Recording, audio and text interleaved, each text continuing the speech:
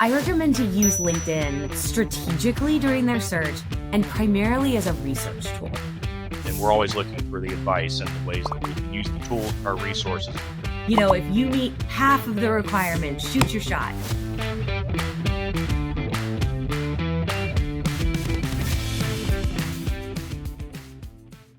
Hi, and welcome to Talent Talk. I'm Rick, your host, and I'm joined today by Cassie Thiessen, and she is the Boise-based Associate Vice President of Talent Acquisition at Chartus. And Cassie, I really appreciate you joining me today. Oh, it's a pleasure to be here. Thank you so much for having me. Of course. So if you would, please tell us just a little bit about yourself and what your role is at Chartus and some of the things that you do there. Yeah, absolutely. So as you said, I'm an AVP of Talent Acquisition at Chartus. We are a comprehensive healthcare management consultancy. I lead crucial components of our talent acquisition function. So I lead operations, recruiter mentorship, employer branding, and then I also lead recruiting for our strategic transformation line of business. And I recruit at the executive level as well. I have 18 years of recruiting experience in both agency and corporate settings. And I'm a very big believer in our field. I consider myself to be a student of the field and believe in the positive impact that talent acquisition teams can have out there. So I'm from Boise, Idaho, was educated in Idaho. And then in my free time, I'm an avid outdoors woman and reader. Perfect. Well, you're in the right state for that. I've never been, but I hear it's absolutely beautiful. So it's amazing. Yeah. Come on out. Will do. So let's just jump right in. I've been really excited about this Talent Talk episode from the time that we met. And I really wanted to get your perspective on some of the things that you had shared prior to me meeting with you on this particular setting, and just wanted to pick your brain on some topics. So if you would, we'll just dive right into the first question. So from your perspective, what's the biggest challenge that job seekers face in today's market? Just some of the things that you've encountered in your day-to-day life. Yeah, absolutely. Rick, it's such a brutal market out there right now. And there's a lot of factors in that. There's an imbalance in supply and demand. There is a ton of really bad advice and content that job seekers are having to kind of wade through. Wages have not kept up with inflation, but my number one challenge that job seekers face right now is asymmetrical information and knowledge, meaning that every firm does hiring a little bit differently. Job seekers out there are looking for, best practices to be applied consistently throughout industries and companies. And that just is not our reality. So every company does hiring a little bit differently. Every recruiter, we do the same kind of basic things, but every recruiter and almost every hiring team does hiring a little bit differently. And that is something that I think is new in today's economy and it wasn't a consistent thing in the past. So I see on LinkedIn a lot, it's oh, well, this older person told me to just do this and I would get a job. And it's the job market of today, again, acknowledging just how brutal it is out there, is really not the job market of 30 years ago, of 10 years ago, and even of 4 years ago. Because over the last 5 years, particularly in the COVID and post-COVID era, we have now been through 4 different job markets, and we're probably in the worst one right now. But I really actually think that the biggest challenge out there, just to bring this home, is the asymmetrical information and knowledge out there and the variety of what is happening in the hiring industry right now and job seekers having to navigate that. Yeah, no, that's well said. And you touched on something that I thought was really interesting is the LinkedIn aspect of things. So obviously that exists out there in our ecosystem. So tell me a little bit about how job seekers can use LinkedIn or other platforms and what that strategy should look like. Yeah, absolutely. And this is a hot topic. This is a hot button issue, I think, for many job seekers out there. I recommend to use LinkedIn strategically during their search and primarily as a research tool. So giving you a peek into like how LinkedIn works. And again, on the theme of our first question, this works a little bit differently for every company out there. So like my company has a large contract with LinkedIn. And so what LinkedIn does is when I post a job on Chartus's website, LinkedIn kind of grabs that job and posts it on LinkedIn.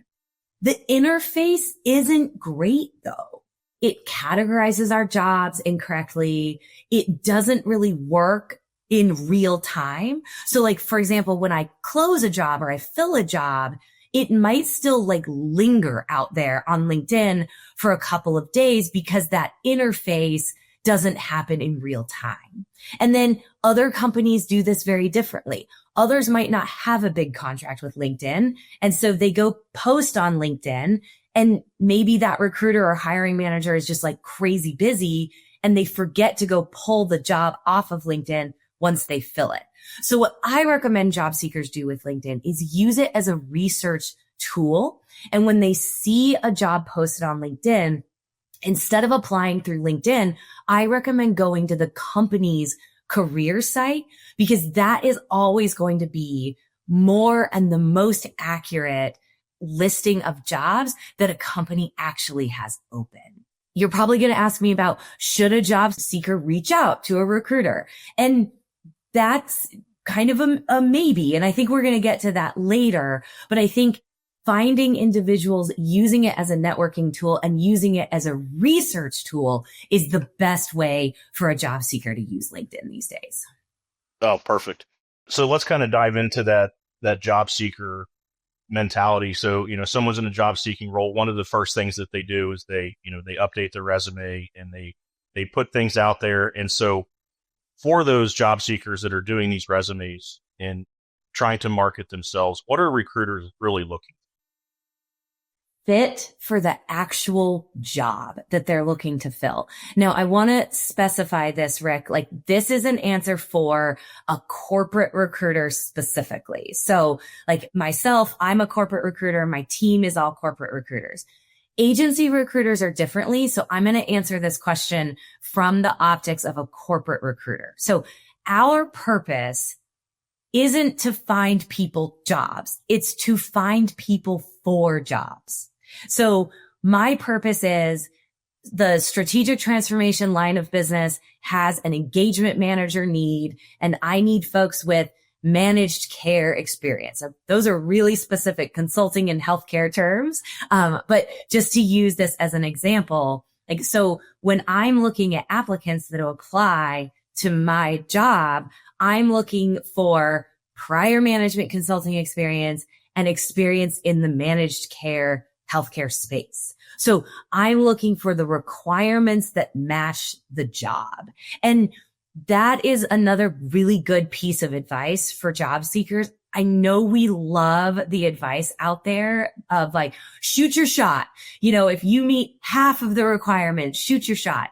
We're just not in that job market right now. And employers can be really specific in their criteria and what they're looking for, and they can likely find that in a candidate.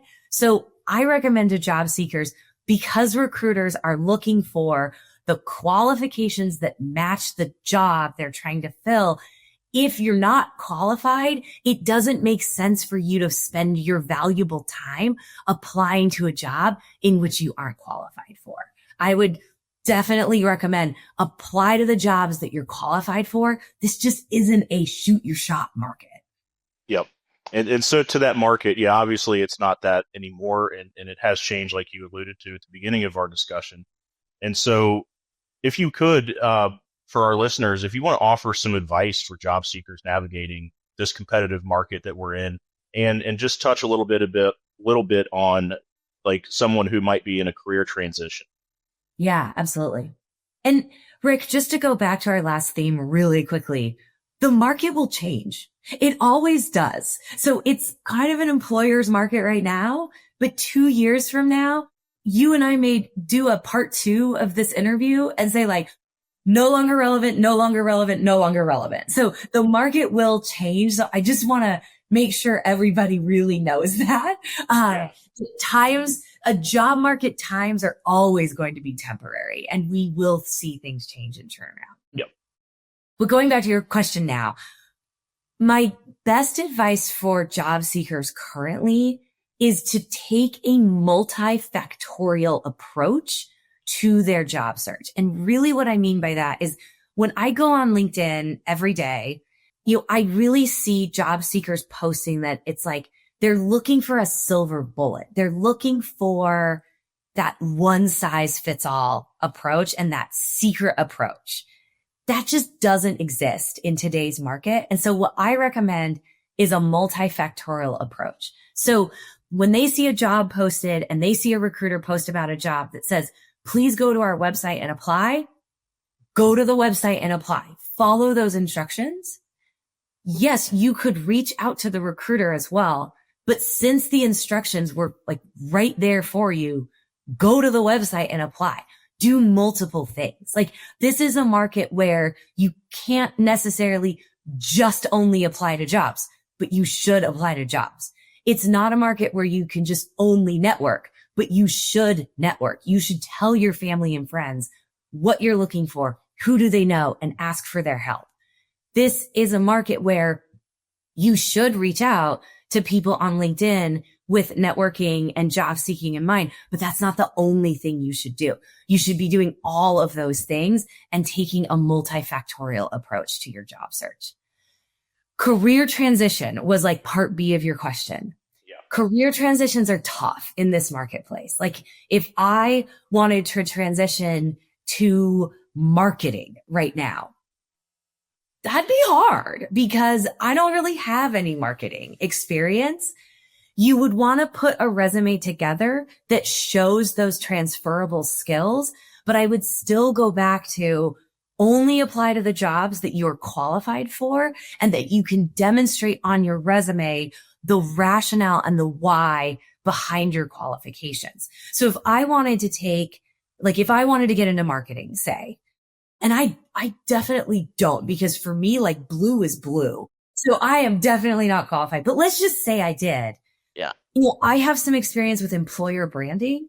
So I would try to demonstrate on my resume the projects I've done related to employer branding and apply to jobs that had a significant portion of the duties being employer branding because I could demonstrate some qualifications for those roles. I don't think that career transitions are ever impossible. Like I don't want to say that, but I also want to recognize that this is a difficult market for career transitions. So I would say make sure that your qualifications for the transitions are demonstrable on paper and then apply to those jobs that you are the most qualified for. Great. That's great advice. Yeah, I know we all find ourselves in those situations from time to time, and we always contemplate, to our discussion topics, these things and try to figure out how best to navigate the market. And we're always looking for the advice and the ways that we can use the tools that are our resources. And so, Cassie, hearing from professionals like yourself and having the experience and the background that you have just brings a lot of light to the topic. And so, like you said before, we could talk for an hour today on this, and I think that it certainly warrants a part B. And so hopefully you and I can connect and find some time to do that. But I just wanted to wrap this up by saying I really appreciate your insights, and I just really, really thank you for sharing with us. And before we part, if you could just offer us a little bit of send off here, what kind of advice would you give us as parting words here? Yeah. So for any job seeker out there, like I just want to acknowledge them as a job seeker and acknowledge the effort and the energy and how emotionally draining job seeking is in this marketplace. Like, I just want job seekers to know that those of us in hiring, and there's so many bad actors and there's so many bad like scammers and like career specialists out there that like are just looking to sell somebody something. It's so tough to wade through that. But I want job seekers to know that like we see you and we can be as empathetic as possible with how hard the market is out there, but like keep going. It will probably take longer than it did 5 years ago or 4 years ago, but companies out there are hiring. Like my company is hiring. I've approved like 4 offers just this week. So like take heart, keep going. We see you, we value you, and make sure you're taking care of yourself too. And like, whatever that means to you, getting outside, touching grass, that's what that means to me. But, take care of yourself and, it's going to happen for you. Great. That's great advice. And it's something that we can all put to use. So Cassie, again, thank you for your time. And I really appreciate you coming on with us for Talent Talk. And until we speak again, take care. Enjoy your state. Enjoy Boise. Awesome. Thanks so much, Rick. Thanks, Cassie.